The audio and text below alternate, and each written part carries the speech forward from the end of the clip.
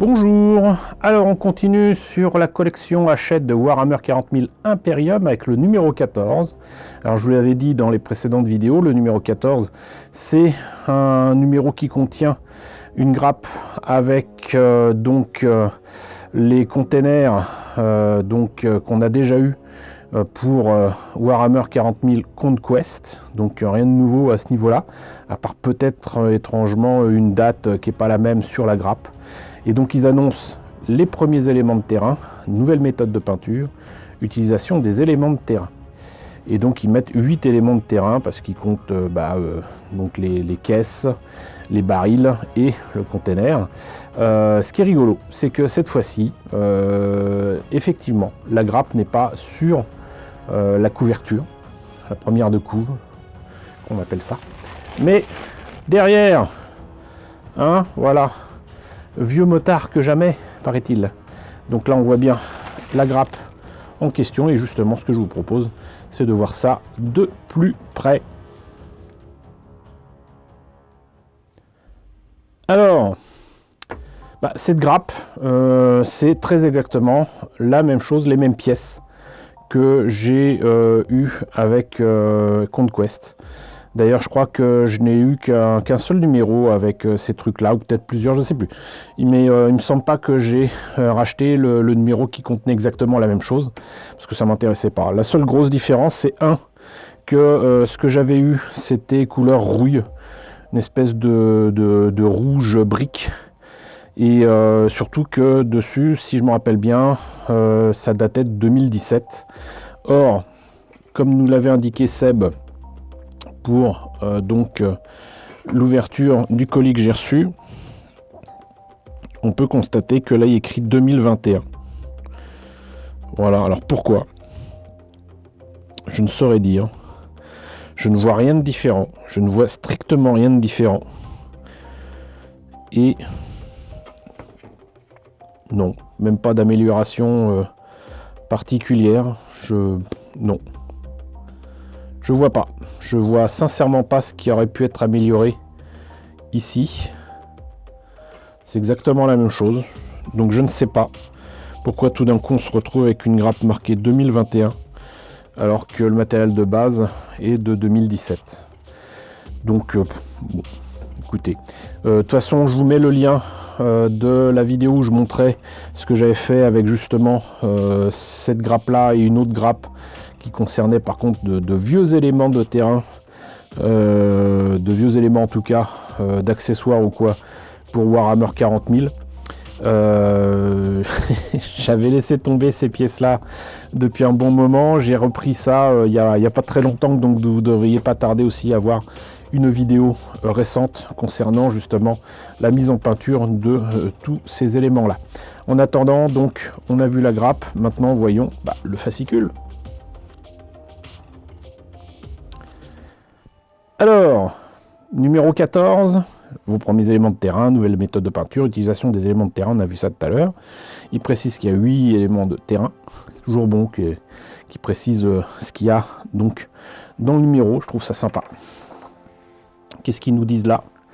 Au sommaire, ce numéro vous dévoilera tout sur les Eldari, une race extraterrestre presque aussi ancienne que les Nécrons. Ensuite, vous assemblerez et peindrez le conteneur blindé du Minitorum, votre premier élément de terrain. Le tutoriel de ce fascicule introduit la 3e dimension dans vos parties. Oui, ça doit toujours aussi faire mal, voilà. Ce qui rendra vos batailles encore plus dynamiques et haletantes. Je n'en doute pas. Je n'en doute pas. Conteneur blindé du Minitorum, faites le plein d'approvisionnement. Donc, information sur le conteneur blindé du Minitorum, Bolter Storm, témoin lumineux. Alors ça, c'est des choses qu'on ne voit pas nécessairement du premier coup d'œil, mais il y a des témoins lumineux un petit peu partout, et à l'extérieur, donc sur les portes, et à l'intérieur du conteneur. Donc voilà. Panneau d'accès, seul quelqu'un muni des codes appropriés peut accéder au contenu d'un conteneur. Contenu d'un conteneur, c'est pas facile à dire. Et effectivement, il y a un pavé numérique avec un crâne qui correspond donc au Minitorum. Baril de Prométhium et caisse de munitions. Qui sont un peu décevantes par rapport aux caisses de munitions, donc d'un autre lot d'accessoires, moi j'ai envie de dire, plutôt que d'éléments de terrain.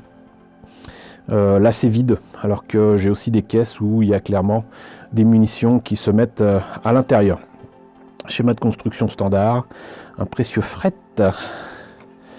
Voilà, donc du coup, là c'est pour indiquer qu'il y a des gens qui s'avancent vers le conteneur et donc hop, les Bolter Storm agissent et protègent le précieux cargo. Et objectif sécurisé. Bon, voilà. Eldari, donc c'est ni plus ni moins que les F, hein, si j'ai bien compris. Et ça ne concerne absolument pas cette collection. Assemblage, conteneur blindé du Minitorum. Coupé, utiliser des élastiques. Excellent conseil, parce qu'il va falloir coller les pièces. Voilà, ça, encore une fois, ça prouve que c'est pas de 2021. Si c'était de 2021, il s'arrangerait pour que les pièces tiennent entre guillemets toutes seules. Ce n'est pas le cas. Donc il va falloir coller tout ça. Donc là où c'est jaune, c'est pour indiquer ce qu'il faut coller. Coller les côtés l'un après l'autre, laisser la colle sécher pendant quelques secondes avant de passer à l'étape suivante. Le conseil n'est valable que si vous utilisez de la super glue.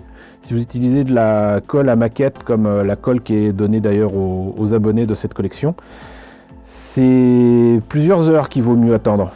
Éventuellement plusieurs minutes, ça peut commencer à agir, mais ça ne sera pas sec et surtout ça ne tiendra pas au bout de quelques secondes. Ça c'est ridicule.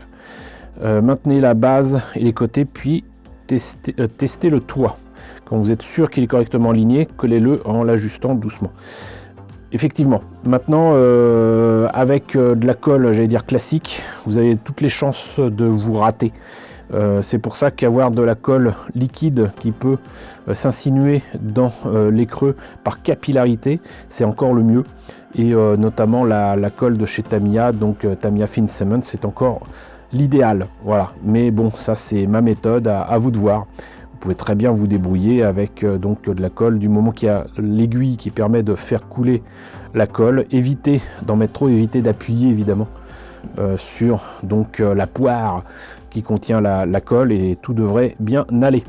Assemblage du conteneur blindé du Minitorum, donc avec les sas d'accès qui sont d'un côté et de l'autre.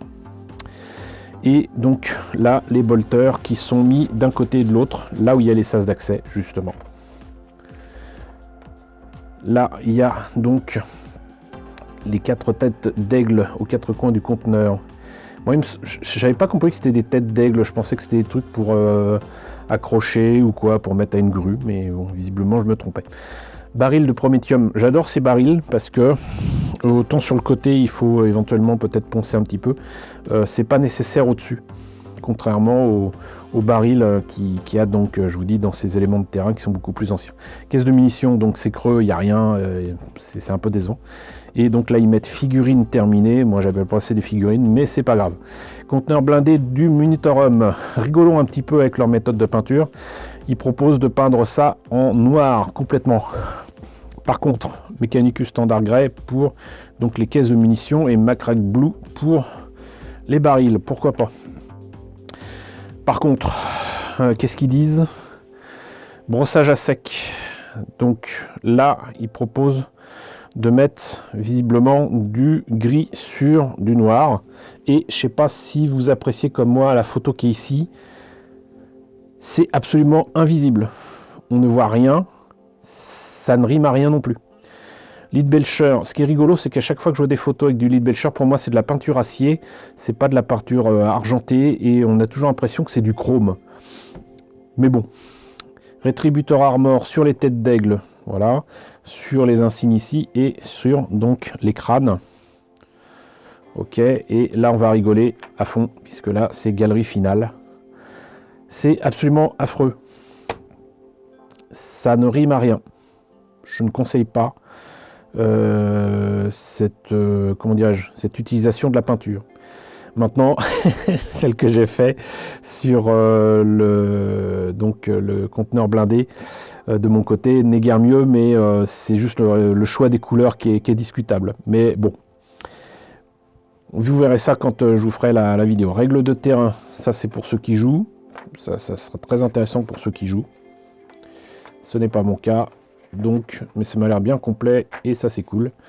Et sinon, donc, numéro 15, que je vous ai déjà présenté avec les dépeceurs. Si vous n'avez pas vu la vidéo, c'est par là. Et sinon, numéro 16, donc encore des intercesseurs d'assaut.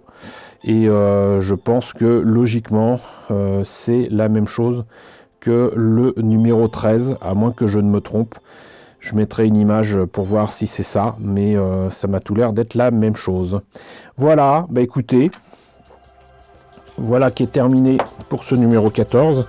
J'espère que la présentation vous a intéressé. N'hésitez pas à me dire ce qu'il en est dans la section commentaires. N'hésitez pas à liker, n'hésitez pas à partager, n'hésitez pas à vous abonner si ce n'est pas déjà le cas. Coucou aux nombreux abonnés qui nous ont rejoints ces derniers temps. Bienvenue ici. Coucou aux grands anciens qui me suivent depuis 7 ans. Merci à tous de votre fidélité. Merci à tous de votre soutien sur Tipeee et sur Paypal. Surtout, prenez soin de vous. Je vous laisse avec la liste des contributeurs de la chaîne et je vous dis à très bientôt. Non pas pour le 15, mais j'espère le numéro 16.